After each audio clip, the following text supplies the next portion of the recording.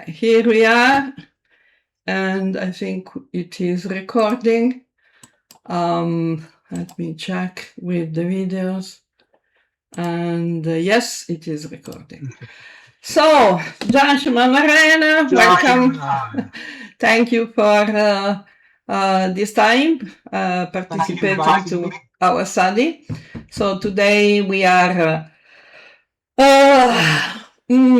again going into the subject of the difference between the gross body, the subtle body, and the spiritual body.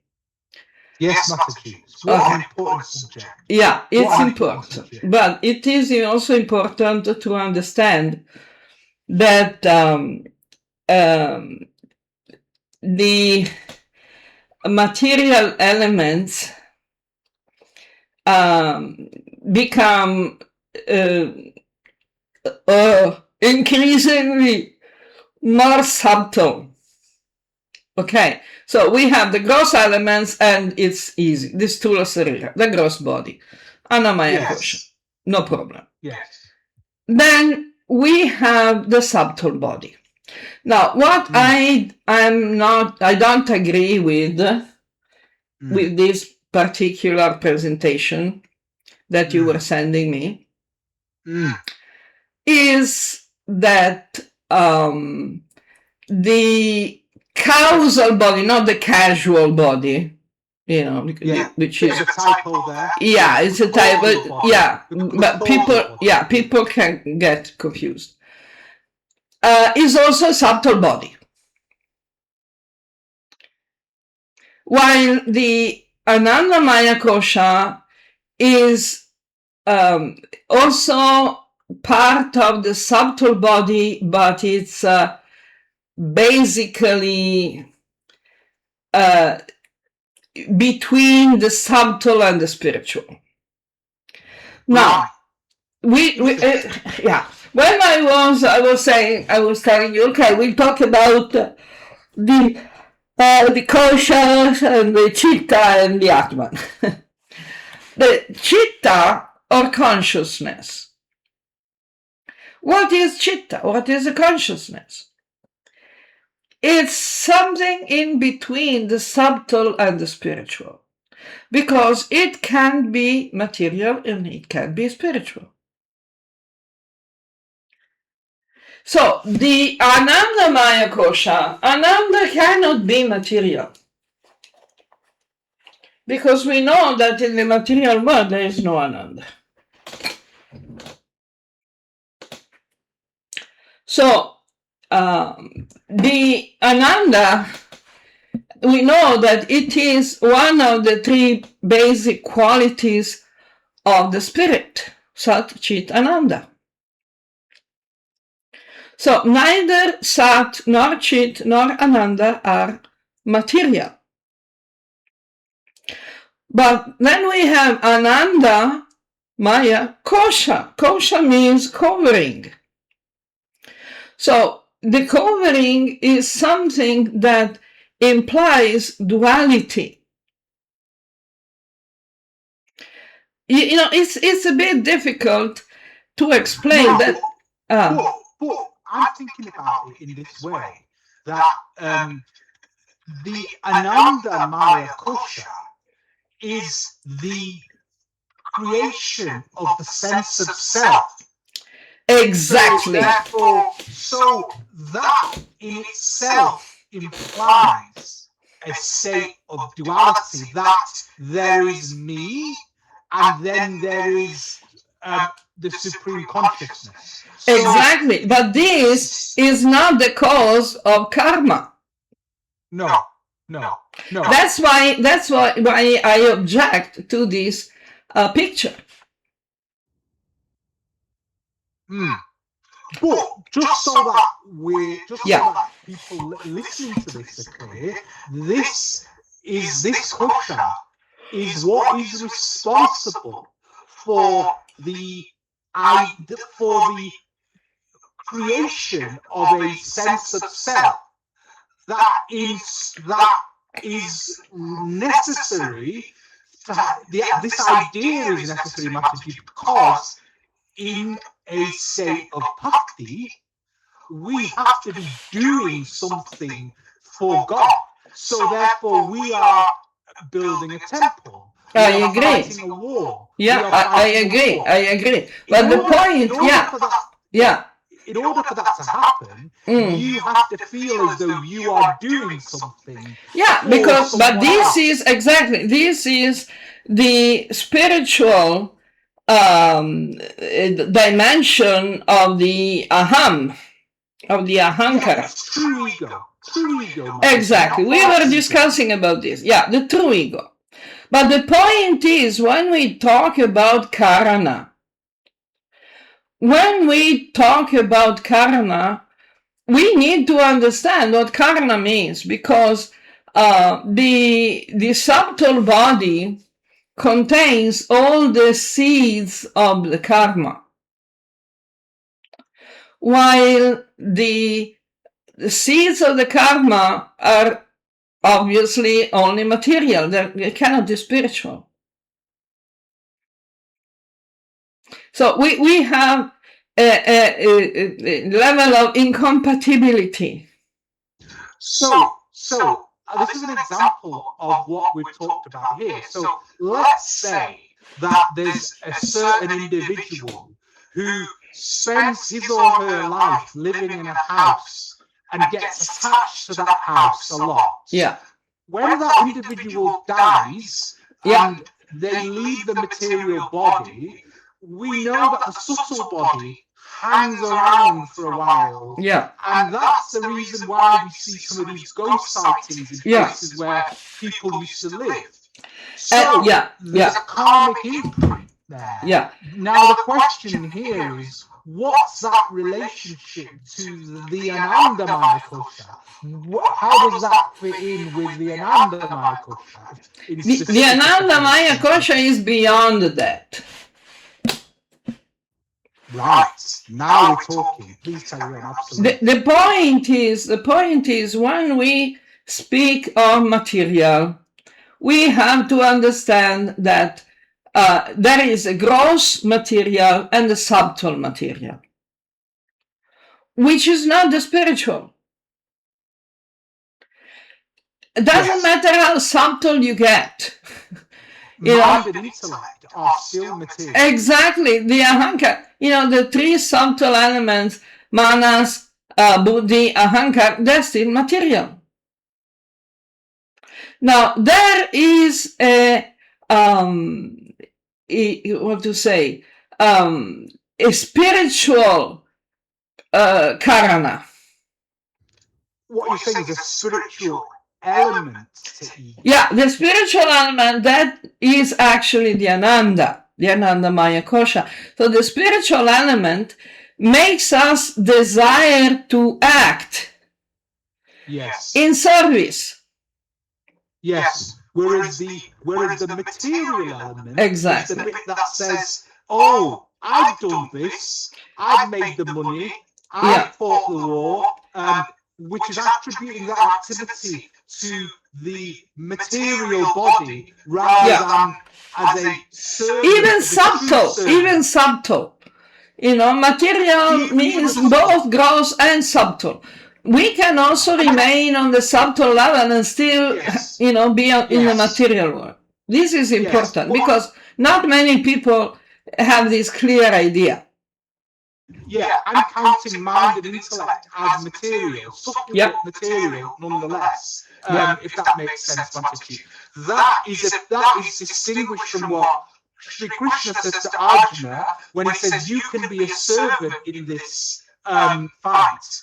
You can be a servant when he's specifically implying the use of ego in a purely spiritual context. Is that right, Mataji? Yeah, because the instrument, the consciousness of being an instrument is consciousness. So the consciousness, that's why I was mentioning chitta.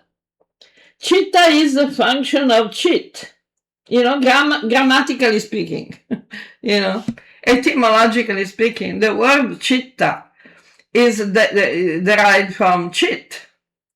So chitta literally means consciousness. Now, there is a difference between chitta and chaitanya. I thought Chaitanya meant consciousness, but what you're saying is because the Western language, the English language, Western languages are still not suitable. They're very gross compared to the Sanskrit. Both chitta and chaitanya mean consciousness. Chit means consciousness.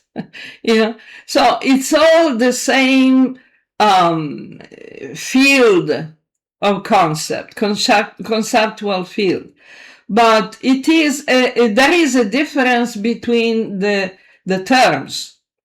Now, chaitanya is the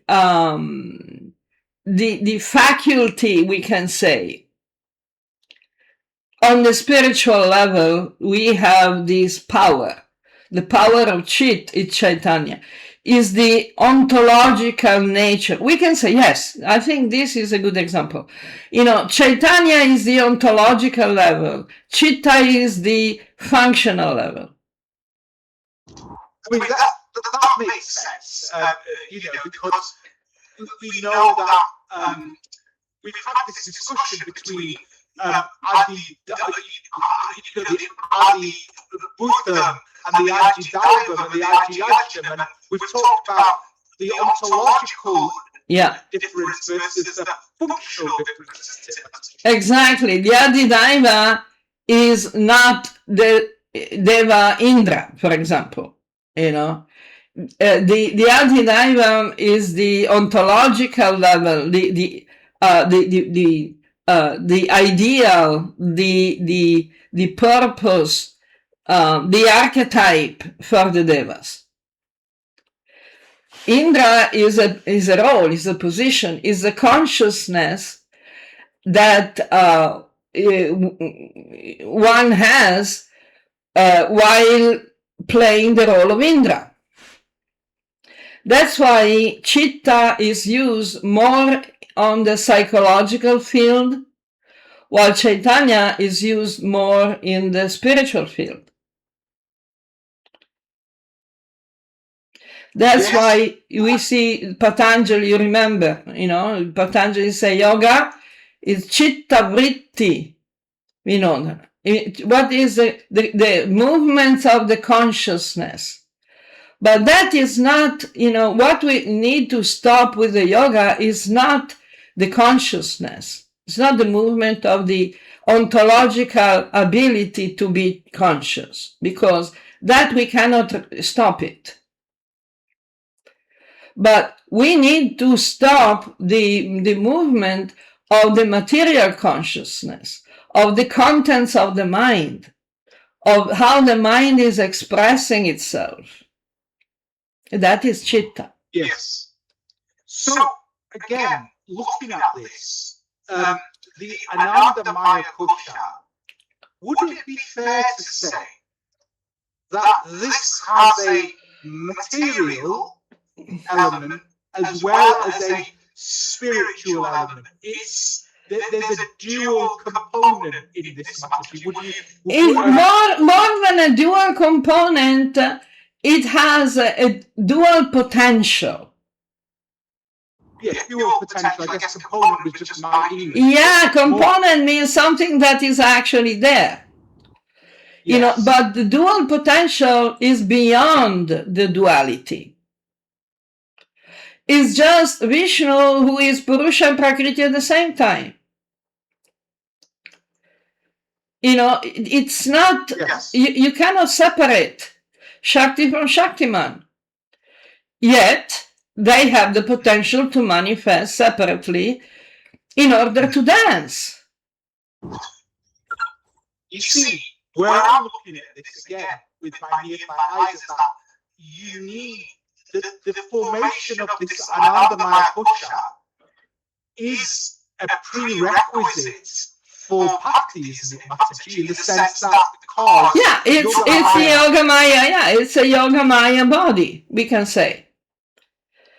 Which is non-different from the Atman, because it's not limited by material limitations, elements, time, space, individuality. It's not limited. It's beyond that. Still, it is a body. Yes, but it's a necessary thing, because for the Atman to serve Brahman, for the Atman to serve engage, Brahman and to unite back with Brahman, you need to have had a feeling of separation in a nice way to begin with, isn't it, Matas? Vipralambha. The famous Vipralambha rasa. How do you spell that, Mataji? Just so that, again, people can look that up. Vipralambha.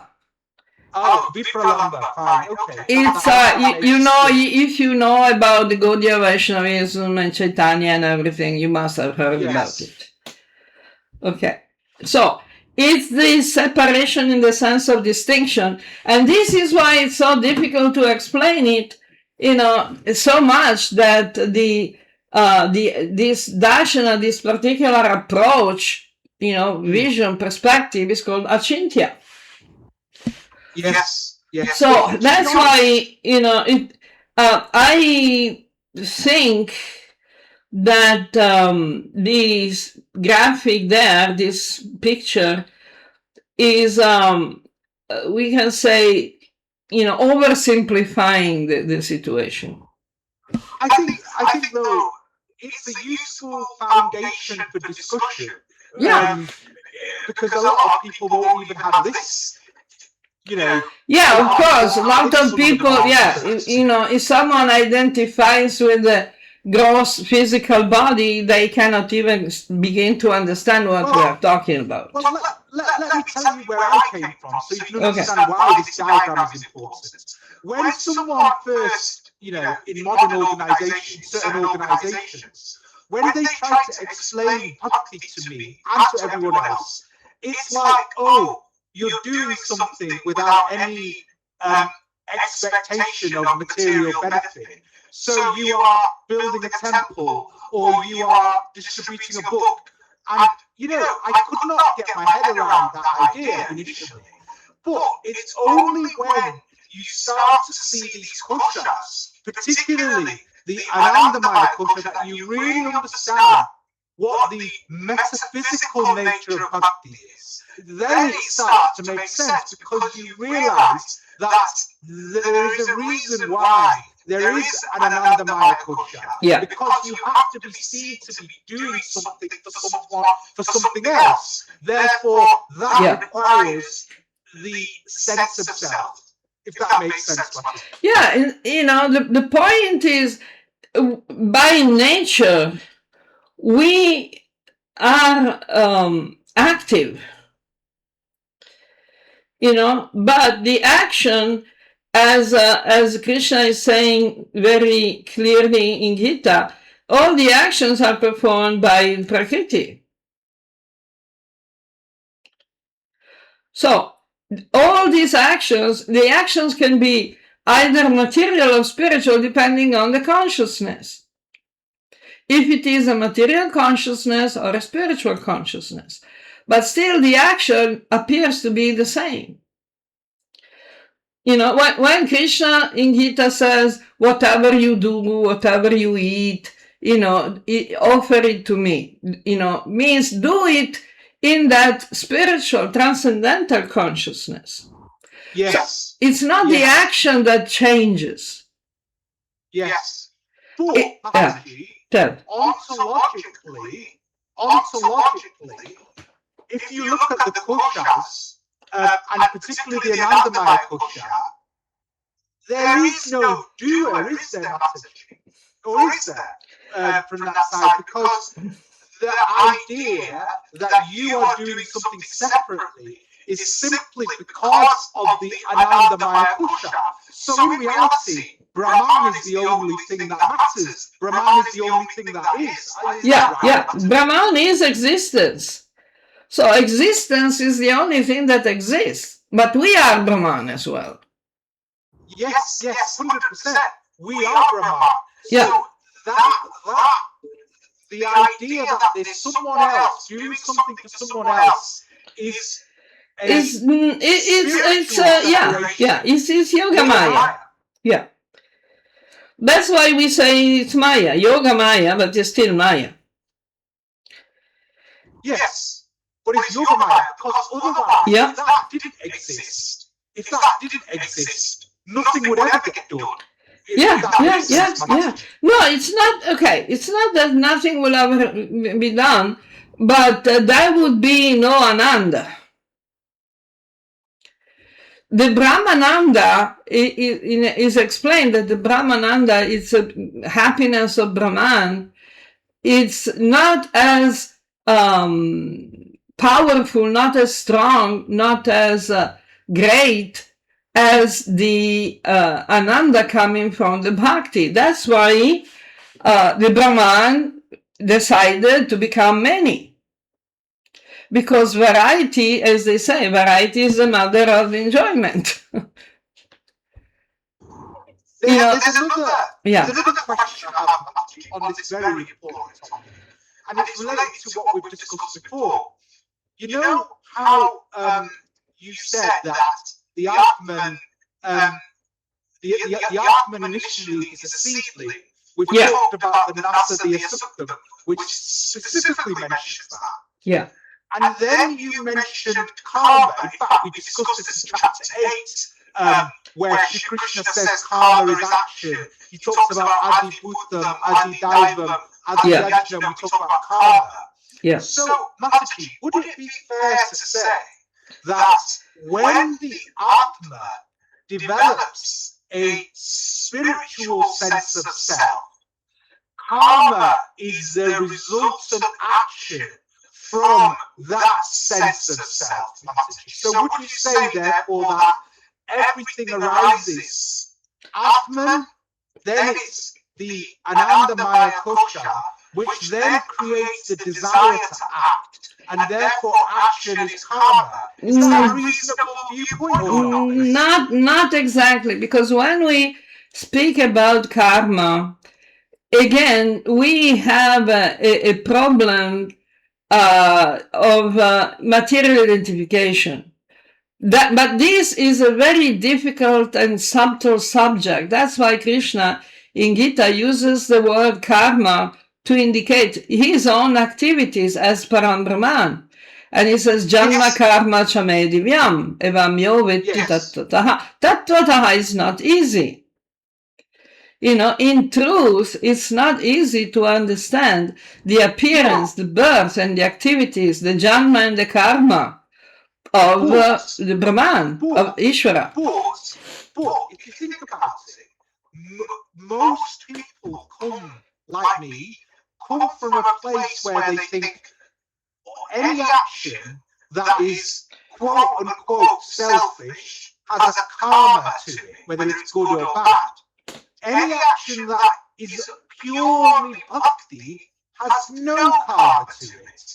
But we're now evolving from that to the idea that there's, I guess, in a similar vein, there is a spiritual karma and a perhaps more material karma. Yeah, that is what Krishna is talking about. Divyam, Janma karma chame divyam. So there are, it is difficult to understand, and lots of people will get confused. So because when we speak about karma, and Krishna says, you remember in Gita, Krishna says that it's not easy to understand the difference between karma and akarma. It's not easy.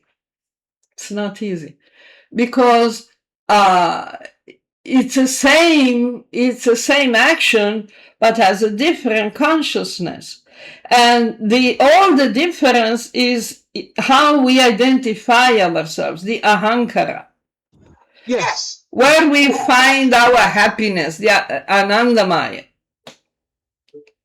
But again, you see, even understanding this is a step forward, because most people think that, karma means there's some form of material identification in my action.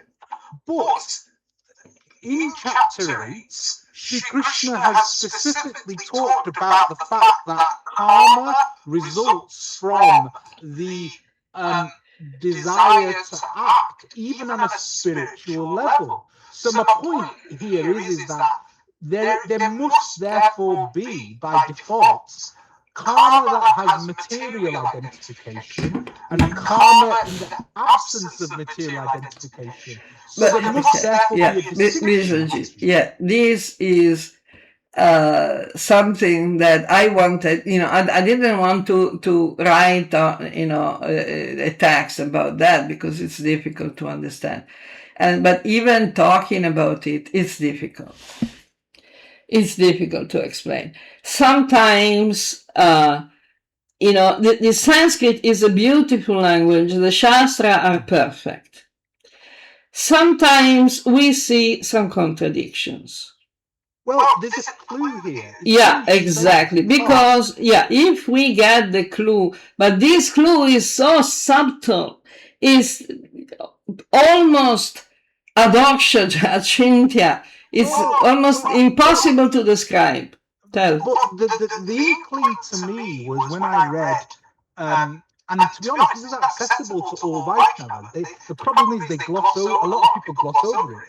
In Ramanuja's commentary of Gita Bhashya, he comes to the conclusion that Arjuna did everything that he did through karma yoga.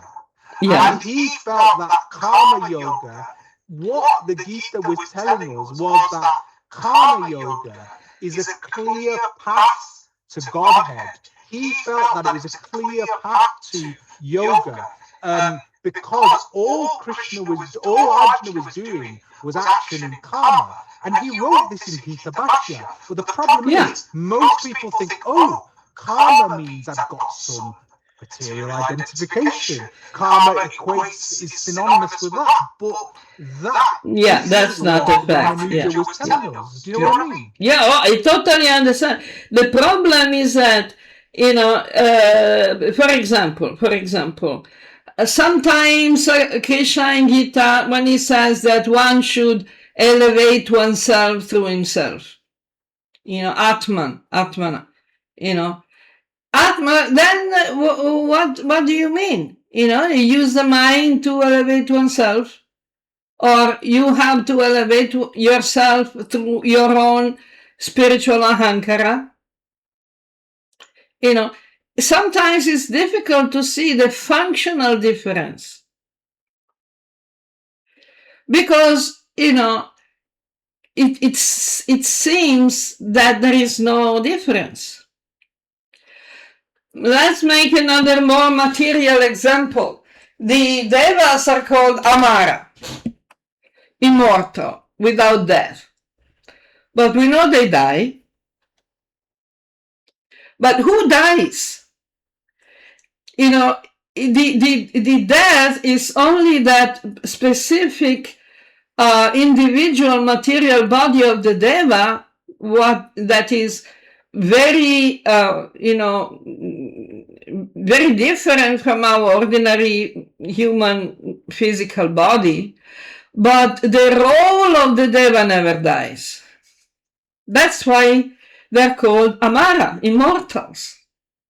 Because and the practical result of that is that's why they're stations, effectively, isn't it, Mataji, in essence, rather than anything else. The role never actually dies, isn't it? Exactly. They may be occupied by different atmans. Exactly. Over time, but they're stations in reality, isn't it, effectively? Exactly. So exactly what I wanted to say. So in a sense, they're achintya bheda abheda. That's why I was extremely happy when I realize the difference between ontological and functional, because that's the key. That's the perspective that helps us to understand how it is, how it works.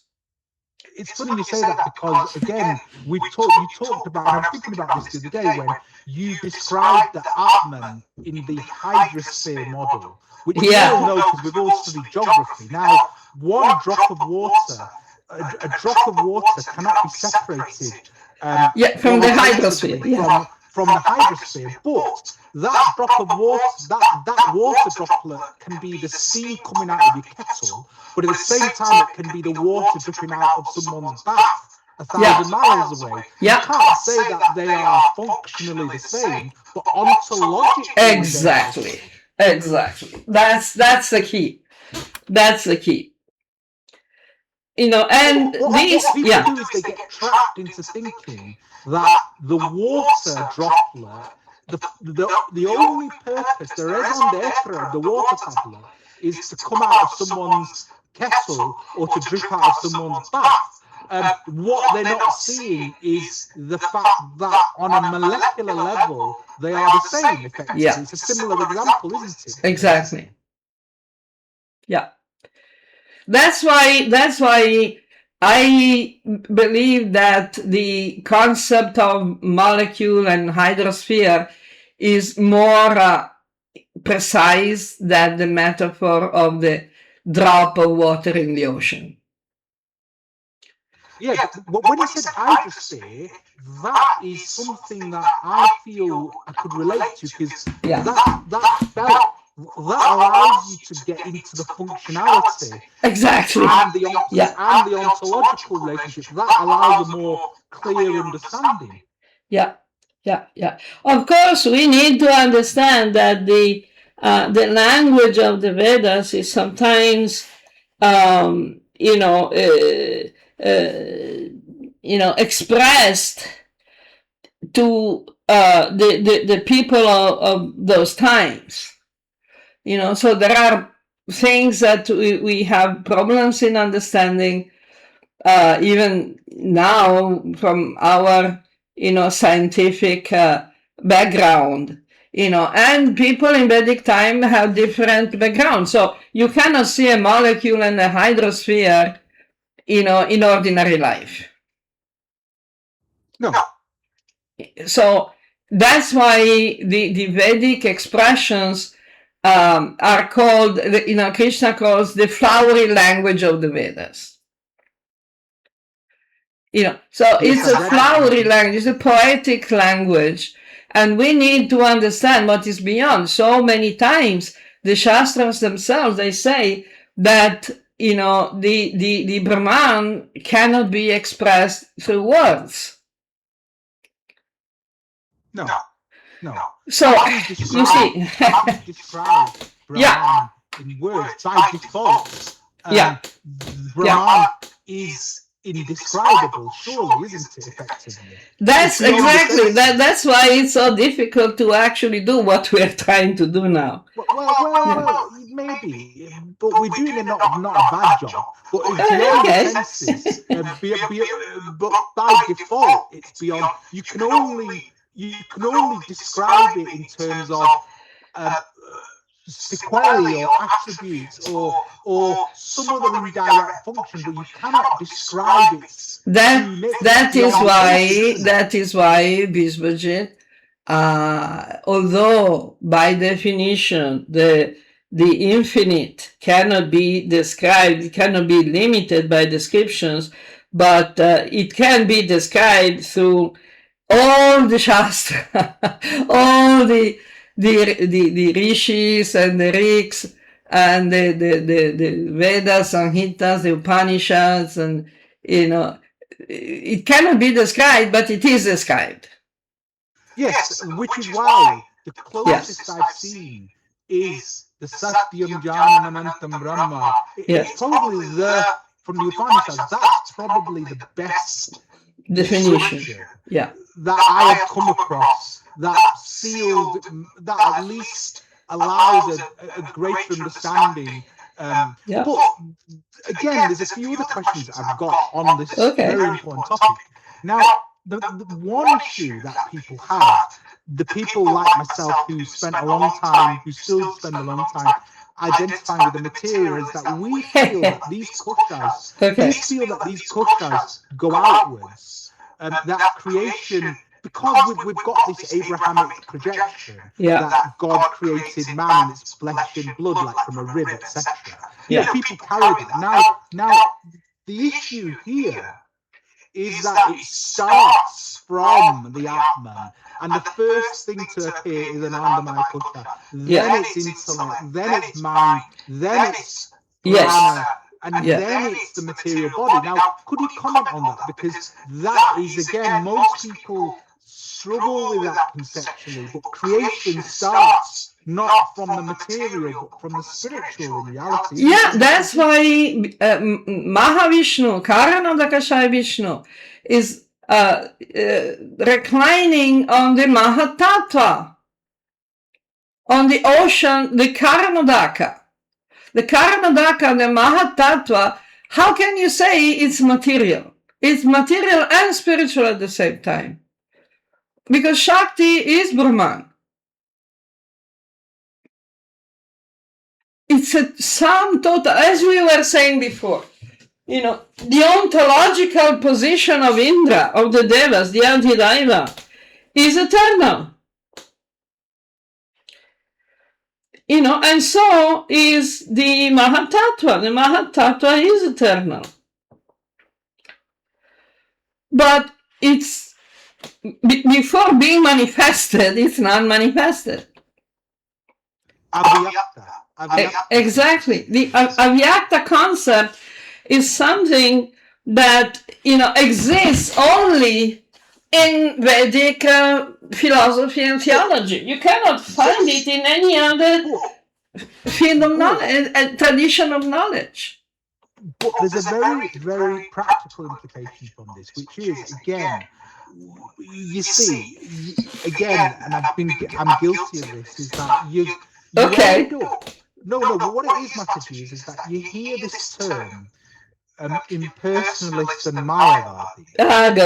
No. But what it is, Mataji, it's so important to understand, because I believe now, my understanding is that, and the Nashville Suktam really sort of sealed this to me, because it speaks of a time before material manifestation, when there was, they used the word nothingness, but there wasn't. There was the it was not nothingness. It was everythingness.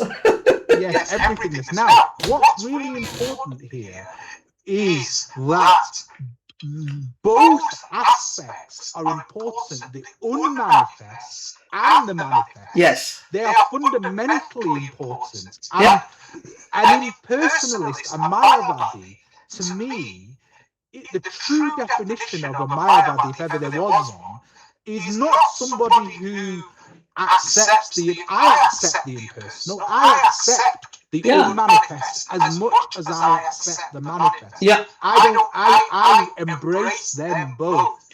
I think what might have been misconstrued as an impersonalist is someone who meditates purely on the unmanifest, which is very hard to do and sustain in the long run. Whereas for me now, I recognize that the manifest comes from the unmanifest.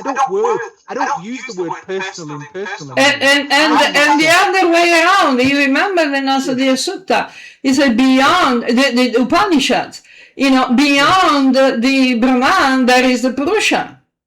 Yes, that's right. And that's the same when Krishna says in Bhagavad Gita, Brahmano hi pratishtaham. I am the origin, the foundation of the Brahman. But we should not think that when Krishna speaks saying I am this, I am that, he is talking about a limited personality, which is this and not that, which is manifested and not non-manifested. I don't like to use the term personal and impersonal now. I think that's now that's misleading. Yeah, I would prefer to use the term unmanifest and manifest because that I think does justice to this discussion. Exactly, because it's the idea of the lingam. The Shiva lingam. It's not that it doesn't have a form. That form contains all the possible forms. Yes. And that's the concept of non-manifested. Non-manifested means not limited by any manifestation, any particular manifestation. The idea of manifestation itself implies a time, a beginning and an end, like Krishna says in Gita. All beings are non-manifested, then they become manifested, and then become non-manifested again. And so, the reason why I suspect, and I suspect this might have been the original reason for bringing this impersonalist and Mayavadi stuff is because, on a practical level, for the average person, it's not easy to spend your entire lifetime focusing on something that you can't physically see. So it's not just an entire lifetime, even for one moment, it's difficult. Even for one moment. So therefore you need to create the maya, yoga maya, of something with a discrete personality, a border, a shape, shoulders. God is therefore a person because of yoga maya, which allows. It's like the gopis that think that Krishna is there or Krishna is not there. Yes.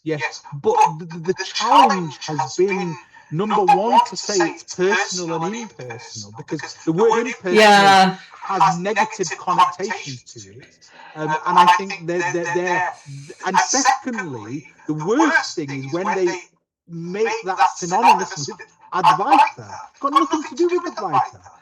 In my research, would that be fair? It's difficult for most people to actually even start to understand what we're talking about. Yeah, but my view on this is that I would prefer to reject impersonal and personal, and I would prefer to use the term unmanifest and manifest. Because that to me is more more helpful. Yes.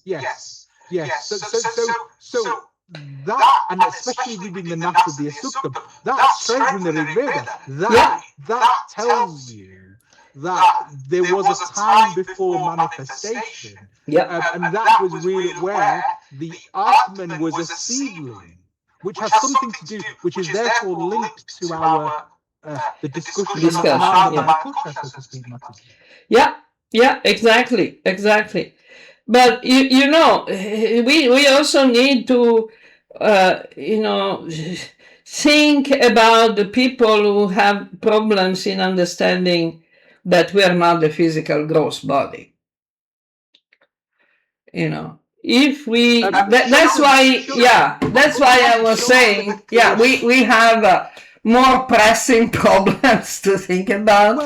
Well, we do, but I think if more people understood what prana was, because for me, again, I don't use the word epiphany, but it was a defining moment was when I started understanding prana, and people have read about the Kirlian photographs. They've read about prana, they've read about the chakras, they've read about the mitochondria.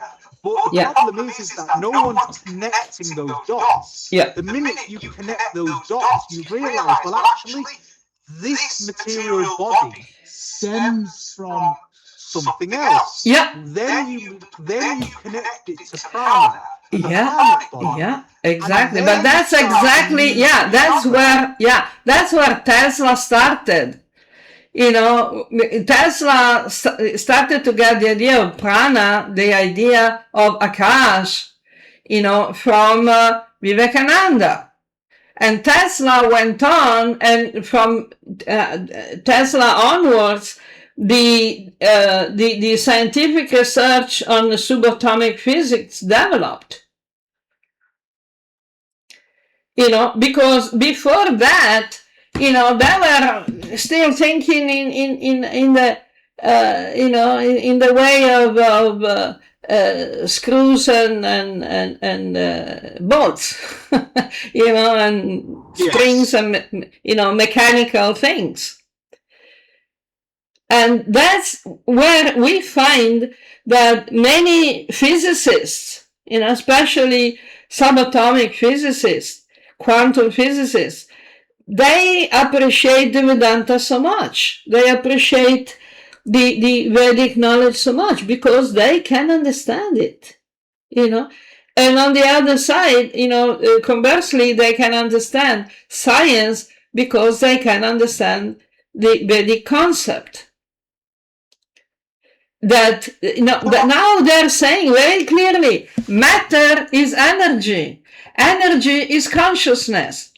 So how can you make such a drastic separation between the spiritual body and the subtle body and the material body? It's difficult. But Matthew, I do feel that this knowledge is so important because if we are to undertake bhakti, we can't do it because we read a book that says, "Oh, you need to act without any material identification."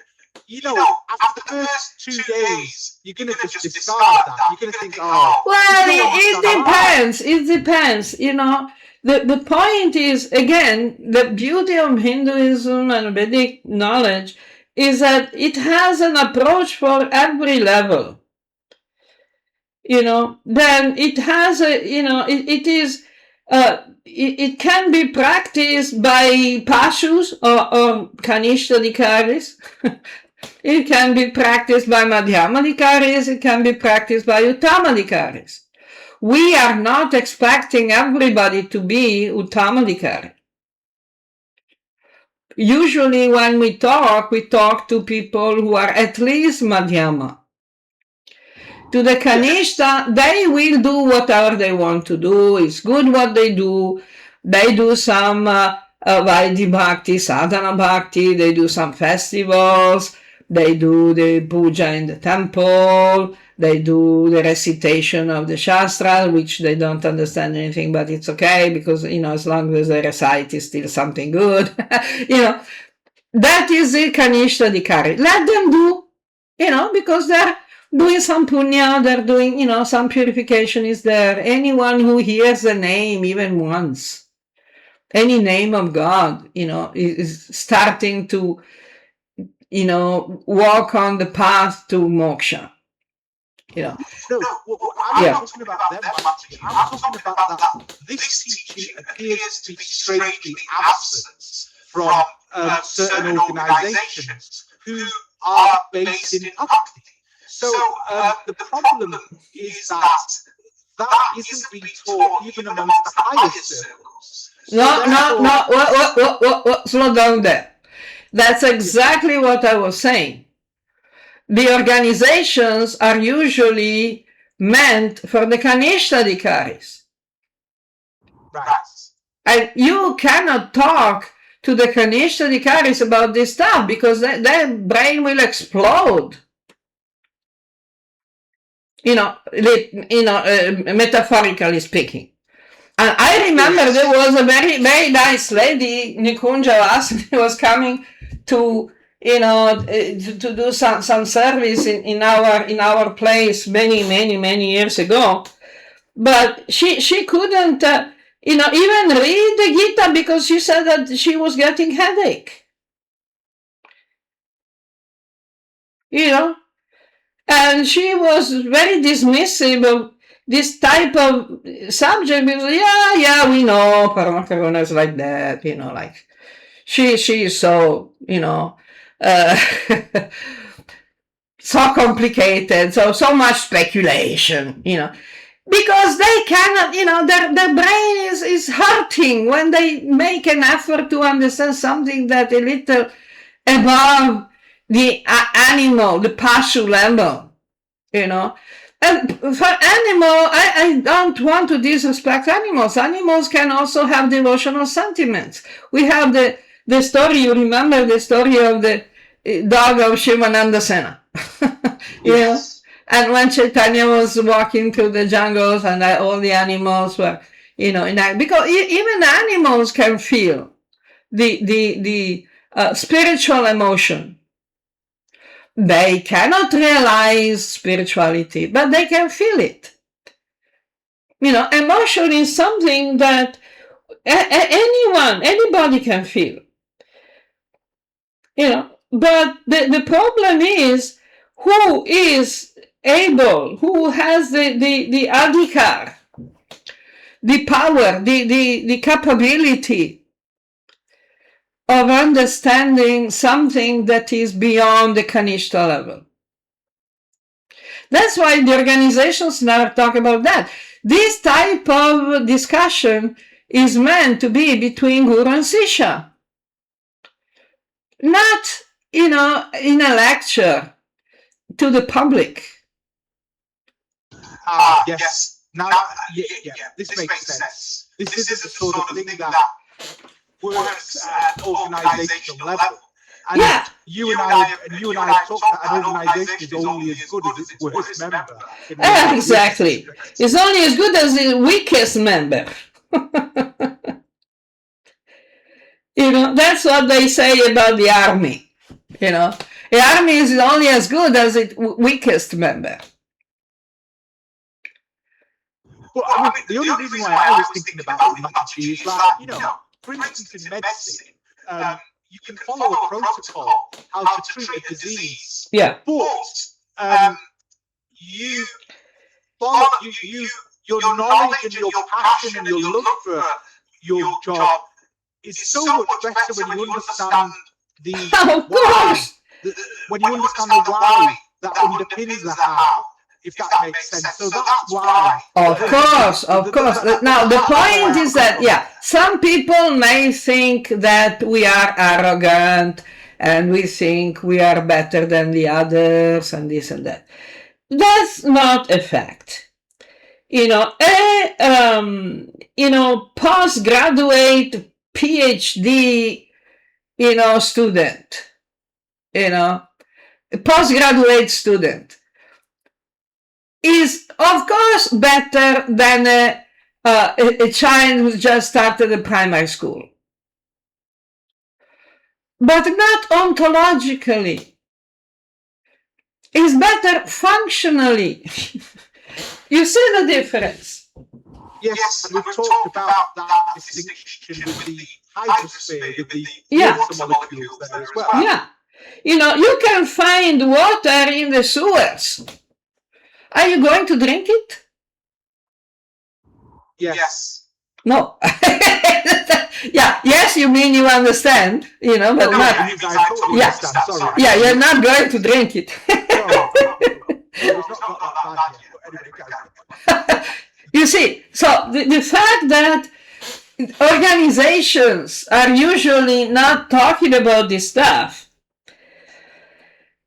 that's kind of normal.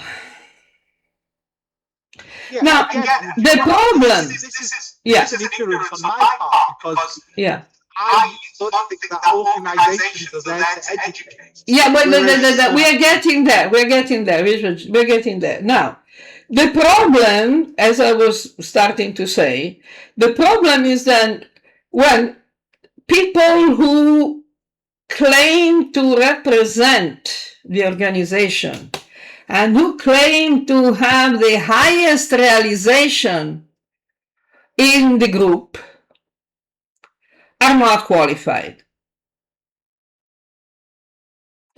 That's the real problem. When you don't have a guru, you have a fake guru, you have an institutional guru, a bureaucratic political guru, who's not qualified, but says, oh, I don't need to be qualified because I'm just representing my sampradaya, my parampara, my guru, so I don't need to be qualified. I don't need to be realized.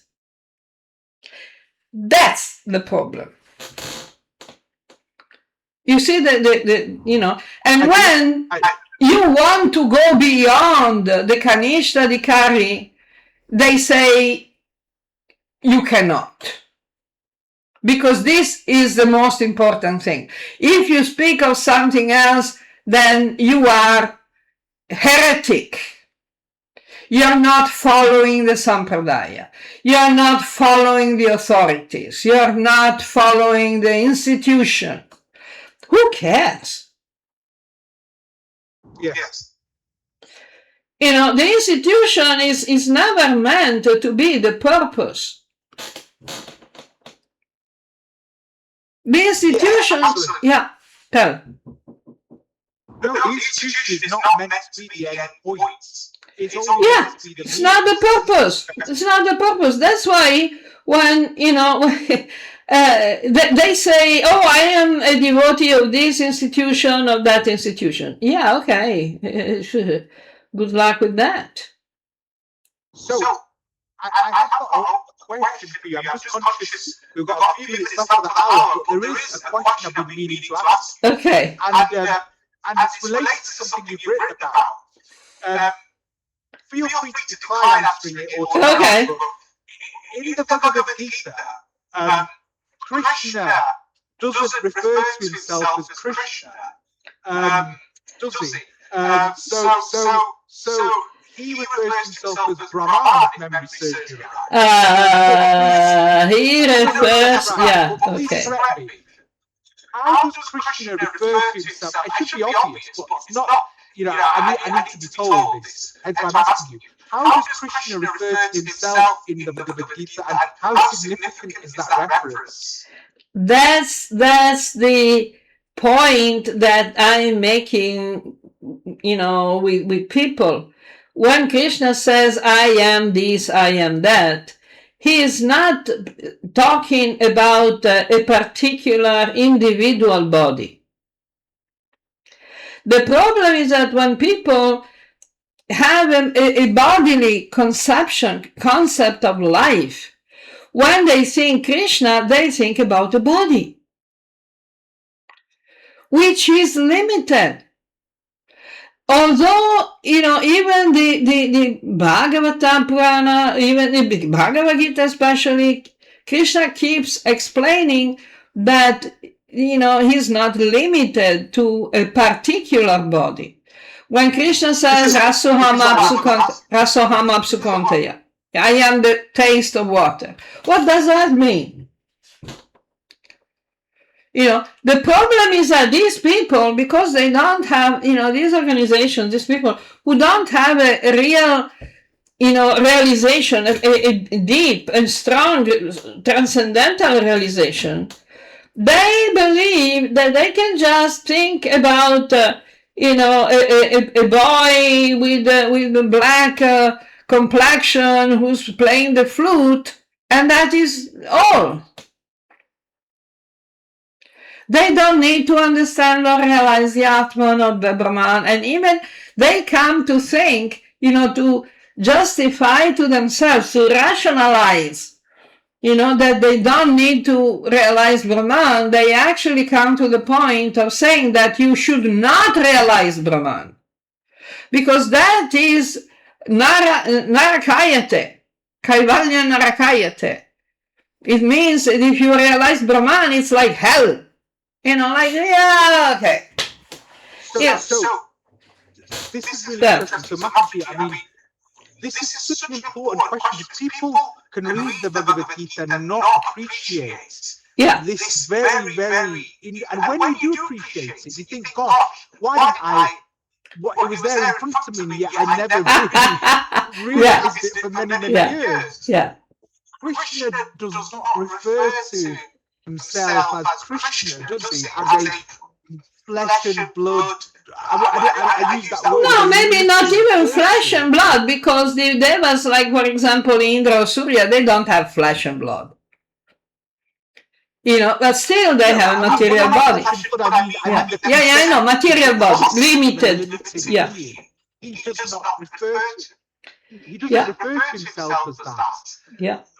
What would you say he does refer to himself as, Mataji, then? Oh, the Bhagavad Gita is full of these explanations. Again, Krishna says, Kalos me, I am time. I am the time. I am the taste of water. I am the pure smell, fragrance of the earth. I am this, I am that. I am the Virata Rupa. I am the universe. I am all that exists. I am the basis, the foundation of existence. I am, I am the life in the living and the austerity, the tapas in the tapasvi. I am the force, the strength, Balambalavathamasmi. Krishna is explaining a lot. How more we can explain? No, but you can easily bypass the significance of what has just been said now. Of course. Because you can read, and I think once people realise this, they don't go back to their original exactly. Misconception. That's my point here. Yeah. Paradigm shift. That's called realization, Prakash. Once you realise it, you think this has been staring at me in the face. Yet I somehow, I somehow got an Abrahamic view of what Krishna was. Yeah, materialistic, because it's not necessarily Abrahamic, but the peculiarity of Abrahamic ideologies is that they forbade all the other visions. But the materialistic, dualistic, idea, the bodily concept of life is not only Abrahamic. The point is that the Abrahamic ideologies have made it the foundation of religion. So that's a very bad job. Tell. No, but I'm just making the point that is how most people carry they project totally what Krishna is. And I think, once you understand this, you never ever go back to that. But you cannot unsee. You cannot unsee what you have seen. You can't unsee that, and then you actually think to yourself, why did I not see this from the very beginning? Okay. Because they're staring at me in the face. But I think you get my point here, don't you, Matthew? Sure, but that is the adventure, that is the journey of the conditioned soul. All the conditioned soul, when we are conditioned by identifications and attachments, we are staring in the face of reality and we cannot see it. Because we are covered by conditionings. It's like if you have a hood on your face, what can you see? Can't see anything. Absolutely. But once you remove the hood, for the first time, and you see the world, then you can tell the difference between the inside of a hood and the outside, and the world. Otherwise, how can you know? How can you know? How can you tell the difference? And it's funny you say that because in your Bhagavad Gita you talk about tamas. Yeah. Tamasic as being, Krishna is the light that removes the darkness because he uncovers he removes it's an uncovering of that hood. So tamasic is a state where the Atman is covered, ineffectively, isn't it, by illusion. Actually, that is the job of the Guru. Om Jnana-timirandhasya Jnananjana Shalakaya Chakshurun Militam Yena Tasmai Shri Gurave Namaha. That's why, if we have the good fortune of finding a guru, like Chaitanya Charitamrita, Konyo Bhagyavan Jiva. How is that? Brahmanda Brahmite con Bhagyavan Jiva. So, we have been going around all the Brahmanda, Brahmite, roaming around the universes. At some point, when we are lucky, we find the opportunity to open our eyes, to get our eyes opened. But not everybody is ready. Indeed. So, that's why I was saying, we need, because now, we are at a very particular time in history. We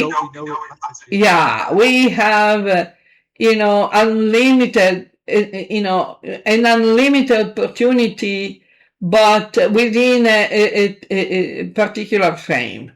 The opportunity is unlimited, but the frame, the window is limited. We are actually very close to a major, actually we are close, we are already there, to a global disaster. We can talk about that separately, but already what has been done already in this past month, in 1 month, is the coming to fruition of decades and centuries of dark planning. I think that would be a useful discussion because not necessarily overtly political, but perhaps a discussion about the ramifications, the spiritual ramifications. Yeah, sure. Yeah, we can do that maybe tomorrow if you want. We can do that tomorrow because I think that's a useful topic to discuss because everyone will relate to that. We are in the middle. We are in the middle of the waterfalls, and yes. And we are so close to the complete disaster. And if okay, tomorrow. Okay. It's been an excellent, it's been a very fruitful discussion. Thanks to you. Thank you for your seva. Jai Jagannath. Jai Shri Malaya.